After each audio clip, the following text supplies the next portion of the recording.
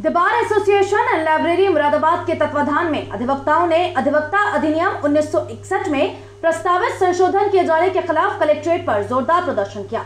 इस मौके पर बार काउंसिल ऑफ इंडिया को संबोधित एक ज्ञापन जिलाधिकारी की गैर मौजूदगी में अपर नगर मजिस्ट्रेट वित्तीय जगमोहन गुप्ता को पेश किया गया, जिसमें कहा गया है कि वर्तमान में अधिवक्ता अधिनियम 1961 में सभी प्रकार के प्रावधान अधिवक्ताओं के आचरण, व्यवहार, कार्यशैली एवं कार्य को संपादित करने के तौर तरीके विस्तृत रूप से अंकित है।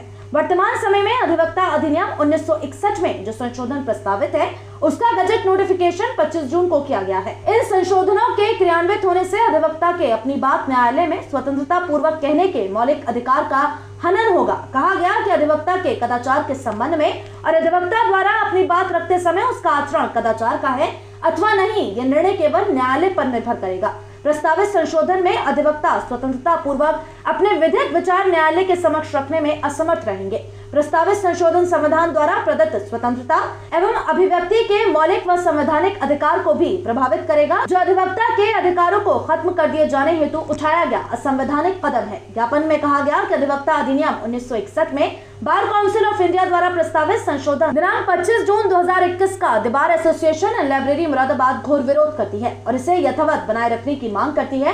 प्रदर्शन एवं ज्ञापन के विषय में जानकारी देते हुए the bar association and library Moradabad के अध्यक्ष आदेश श्रीवास्तव एवं महासचिव राकेश कुमार वशिष्ठ ने संयुक्त रूप से सिटी चैनल संवाददाता को बताया, आज जो हमने यहाँ प्रदर्शन किया है वो अधिवक्ता अधिनियम 1961 में बार काउंसिल ऑफ इंडिया ने संशोधन किए हैं, जिसमें अधिवक्ताओं के लिए सारे कुठाराघात है उनकी स्वतंत्रता के ऊपर। हम आज जो अपनी बात अपने वादकारी की बात जो न्यायालय में रखते हैं स्वतंत्रता पूर्वक, उसे रखने में भी दिक्कत आएगी। और इस सिलसिले में आज पश्चिमी उत्तर प्रदेश के 22 जिले सेंट्रल एक्शन कमेटी जो मेरठ में है हाई कोर्ट बेंच स्थापना की, उनके तत्वाधान में ये आंदोलन जो है आज किया गया है। हम लोगों का यही मांग है यहाँ पे कि अधिवक्ता अधिनियम 1961 में किसी प्रकार के कोई संशोधन की कोई आवश्यकता नहीं है, और जो प्रस्तावित संशोधन है हम उसका विरोध करते हैं, घोर विरोध करते हैं। इनकी कोई आवश्यकता नहीं है, और सिवाय इसके कि अगर ये संशोधन होते हैं तो अधिवक्ताओं के मौलिक अधिकार जो संविधान में दिए गए हैं कि अधिवक्ता अपनी बात स्वतंत्रतापूर्वक, कोई भी कह सकता है, हिंदुस्तान में हर नागरिक कह सकता है, अधिवक्ताओं को भी अधिकार है कि वो अपनी बात स्वतंत्रतापूर्वक अपने क्लाइंट के हित में न्यायालय को बता सकें। अगर आपकी मांगे पूरी नहीं होती तो क्या करेंगे? ये देखिए, केंद्र का अधिनियम है 1961 का, अधिवक्ता अधिनियम 1961 का है, और पूरे हिंदुस्तान में ये अधिनियम लागू होता है। जहाँ कहीं भी अधिवक्ता कोई भी प्रैक्टिस कर रहे हैं, चाहे तहसील में हो, चाहे मुरादाबाद, चाहे जिले स्तर पे हो, या हाई कोर्ट में हो, या उच्च न्यायालय सर्वोच्च न्यायालय में, सब जगह यही अधिवक्ता अधिनियम के अंतर्गत काम होता है। और हमारी बार काउंसिल जो बनी हुई है वो भी इस काम के लिए बनी हुई है, हर स्टेट में है।